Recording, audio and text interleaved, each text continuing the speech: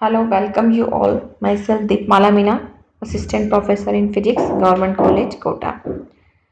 This is the first unit of the paper Mathematical Methods in Physics for MSc SEM First. Now we are going to discuss about analytic function. This is our first lecture regarding this. In this lecture, we will discuss the definition and the necessary and sufficient conditions for the function to be analytic. First, a function fz is said to be analytic at a point z equals to z0 if it is single valued and has a derivative at every point in some neighborhood of z0. Means it should have derivative in the neighborhood of z0, means differentiable. It should be differentiable. The function fz is said to be analytic in a domain D if it is single valued and differentiable at every point of domain D. Instead of term analytic, the term regular and holomorphic are also used in literature of the complex analysis. Now, necessary condition for function fz to be analytic. Here we are having the function fz equals to u plus iota v. This is imaginary part and this is real part and this is imaginary part, u plus iota v, and also u and v both are the function of x and y variables.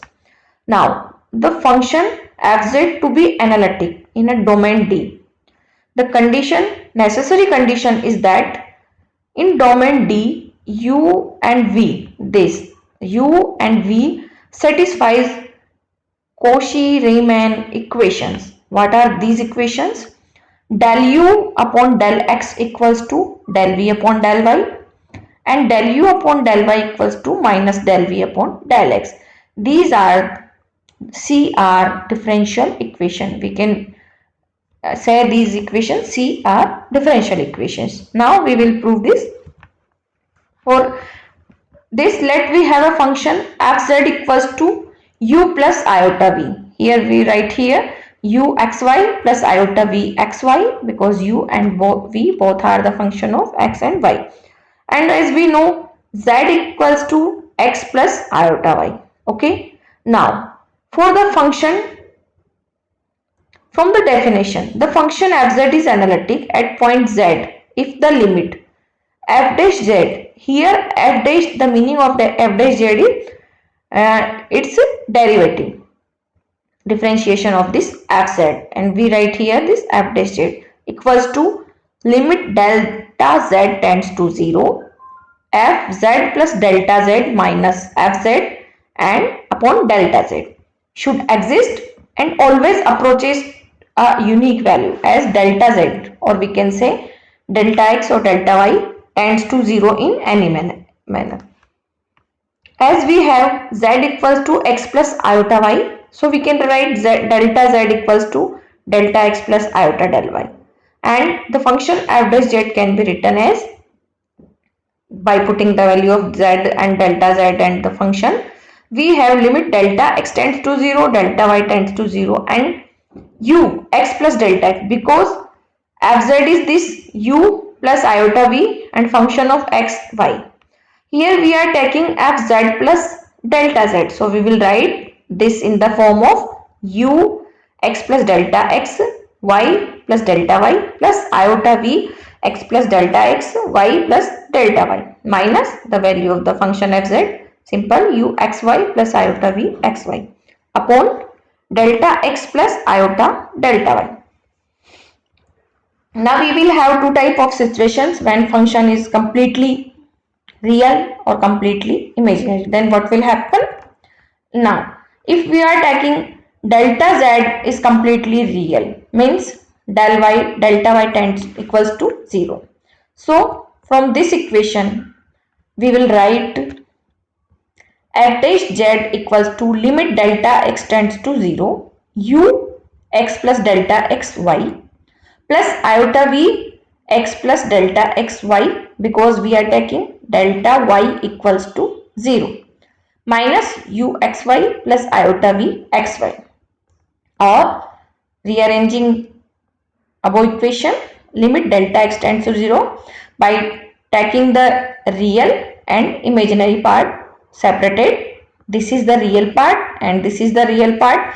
We can write u x plus delta x minus u xy upon delta x plus iota. Here this is y also. This u x plus delta x comma y. This term. Y is missing by mistake. Okay, and this is the imaginary part iota. Limit delta x tends to 0 v x plus delta x comma y minus vxy upon delta x, or we can write this in the form del u upon del x plus iota. This is del v upon del x. We can say this is equation 1. Since fz exists, the partial derivative del u upon del x and del v upon del x must exist at point xy.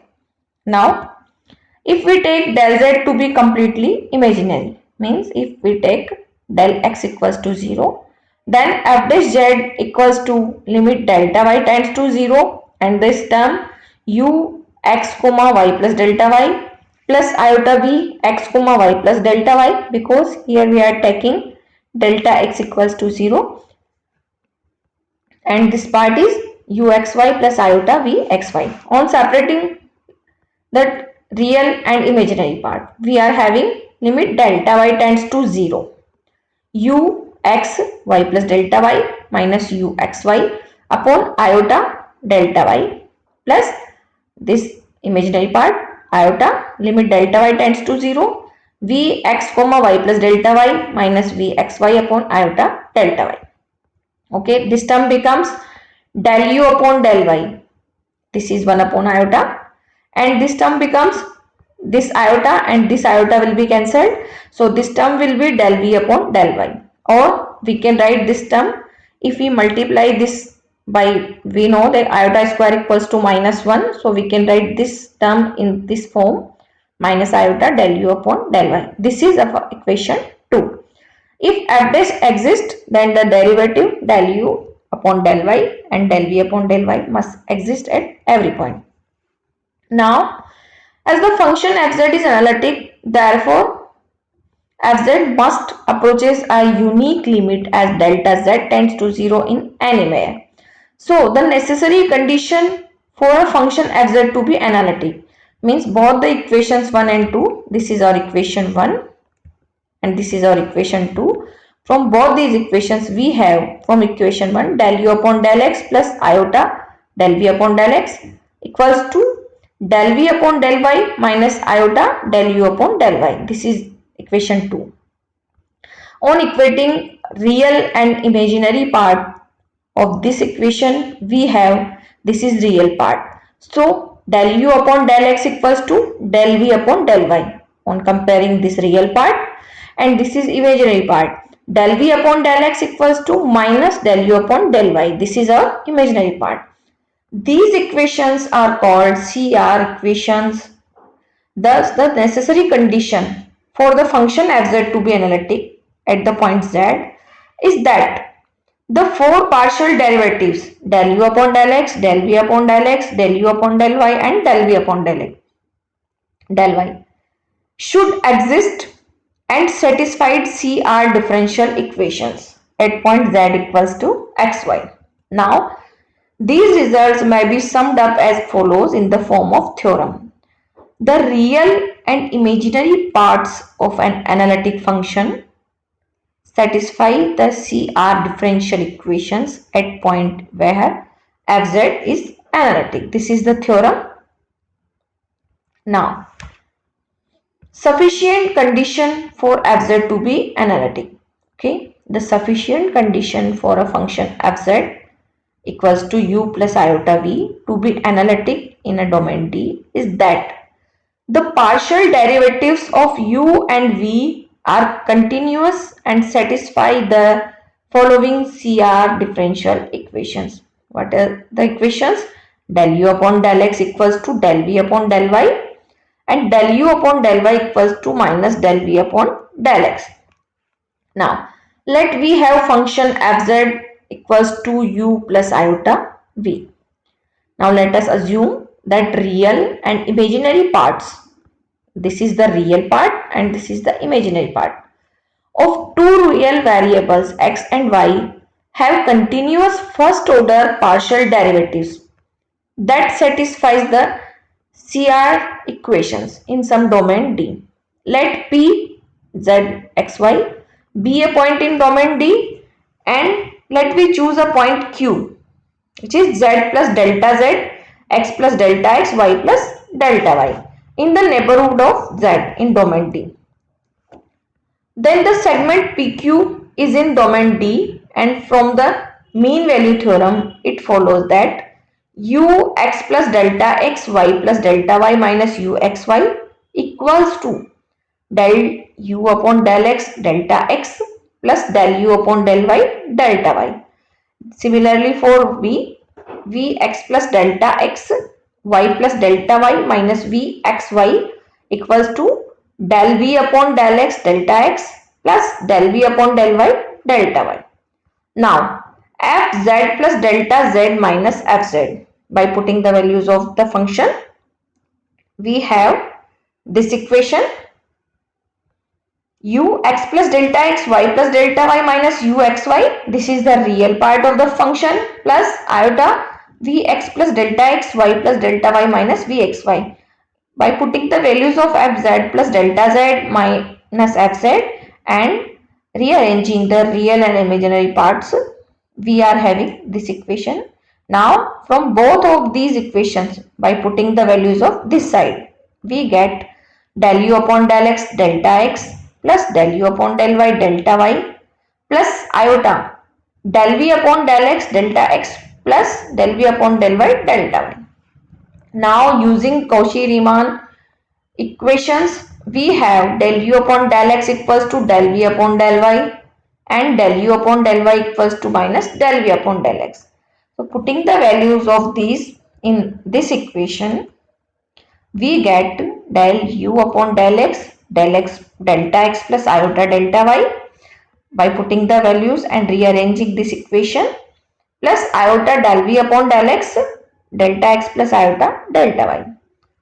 On solving this, del u upon del x plus iota del v upon del x delta x plus iota delta y. As we know that delta x plus iota delta y is delta z. Now fz plus, here we are taking this fz plus delta z minus fz. By taking this del z here in LHS, we have fz plus delta z minus fz upon del z equals to del u upon del x plus iota del v upon del y. If we let that delta z tends to 0, then derivatives on the RHS become del u upon del x, del v upon del y evaluated at xy. Hence the limit exists and we see that it is f dash z. Okay, this shows that fz is analytic in domain D. Now theorem regarding to this: thus the sufficient condition for the function fz u plus iota v to be analytic in some domain D are that the real functions u and v of real variables x and y should have continuous first order partial derivatives that satisfied the CR differential equations in domain D. These results may be summed up in the form of theorems as follows. Theorem: if two real single valued functions u xy and v xy of two variables x and y, both are the function and depending on the variables x and y, have continuous first order partial derivatives that satisfy the CR equations in some domain D, then the complex function fz equals to u plus iota v is analytic in domain D. This is the theorem regarding with the results. Now, thank you.